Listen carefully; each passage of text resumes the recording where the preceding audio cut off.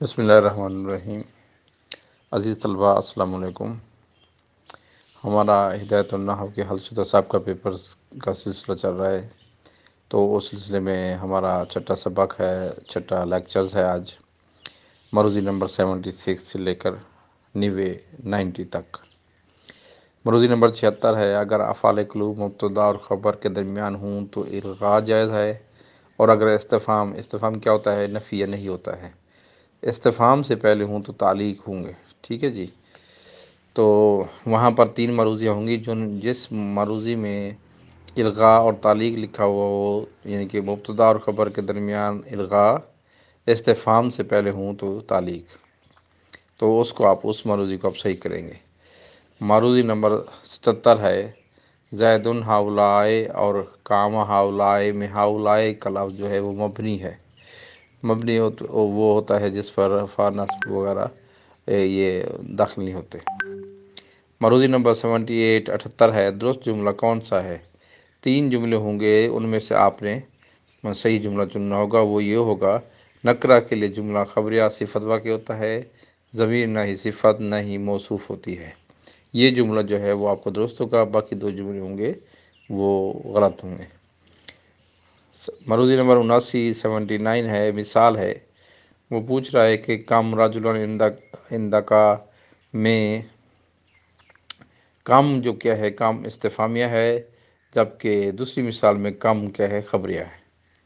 مروزی number 80 میں ہے، اس میں مورب کی تعریف، ٹھیک ہے جی، یہ اردو میں پوچھ رہا ہے، حالانکہ ساری مروزی آپ کو تعریفیں جو ہے نا وہ آپ نے ساری کی ساری عربی میں یاد کرنی ہے، اور بالکل ان کو پکا یاد کرنا ہے، تاکہ ان میں ایک زبر زیر کی بھی غلطی نہیں ہونی چاہیے، کیونکہ اس سے آپ کا سوال جو ہے نا غلط ہو جائے گا۔ اس میں مورب کی تعریف یہ ہے کہ اردو میں ہر وہ اسم جو غیر کے ساتھ مرکب ہو اور مبنی اصل کے مشابہ نہ ہو۔ مروزی نمبر 81 ہے، اسباب غیر منصرف میں سے عدد اور وزن فعل کے لیے علمیت شرط نہیں ہے۔ مروزی نمبر 82 ہے کہ ضربت زیدن میں زید کیوں منصوب ہے؟ کیونکہ مفعول بے ہے۔ مفاعل خمسہ آپ پڑھیں گے انشاءاللہ، ترجمہ میں آپ کے سامنے پیش کروں گا، تو مفاعل خمسہ کی بالکل اچھے انداز سے آپ انشاءاللہ، میری کوشش ہے کہ میں بالکل ہی ایسے آسان انداز سے سمجھاؤں کہ بچوں کے لیول کے مطابق، تاکہ آپ لوگ آسانی کے ساتھ میری بات کو بھی سمجھ سکیں اور آپ کی کتاب بھی حل ہو جائے، اور اس سے آپ لوگوں کو اچھے طریقے سے پیپر حل کرنے میں مدد ملے گی۔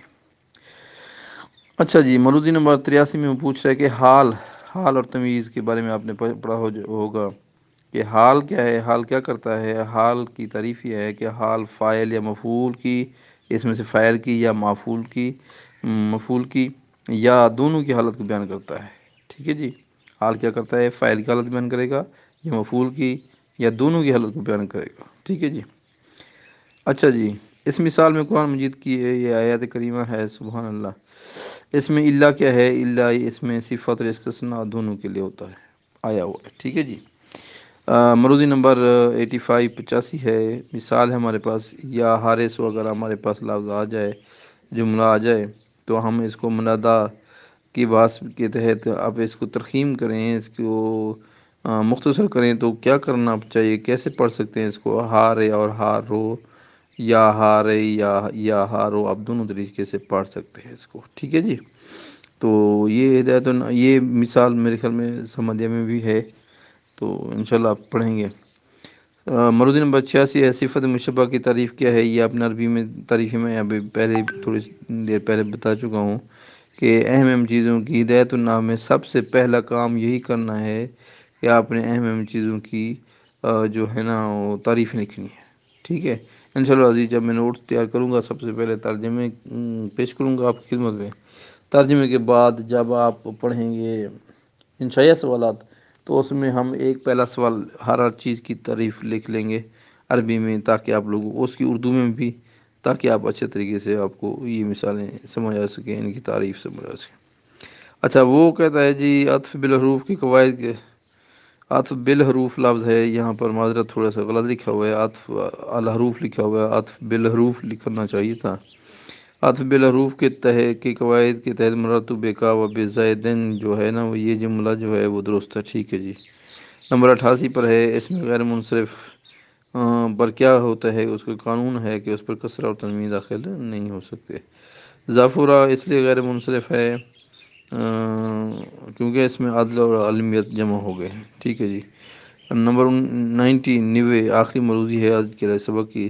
اگر حروف مشبہ بالفعل کی خبر ظرف ہو تو اسے اسم پر مقدم کرنا جائز ہے، یعنی کہ یہ اسم سے پہلے بھی آ سکتے ہیں، حالانکہ پہلے اسم ہوتا ہے، بعض اوقات پہلے فعل بھی آ سکتا ہے۔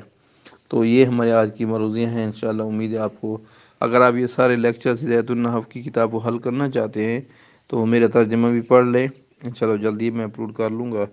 تو اس کے بعد یہ مروضیاں 400 کے لگ بھگ مروضیاں ہیں، یہ بھی ہر سبق میں کوشش کروں 10-15 مروضیاں دے دوں، تو آپ اچھے طریقے سے انشاءاللہ اس کو پڑھ کر کامیاب ہو سکتے ہیں انشاءاللہ العزیز۔ مجھے اپنی دعاؤں میں یاد رکھیے گا۔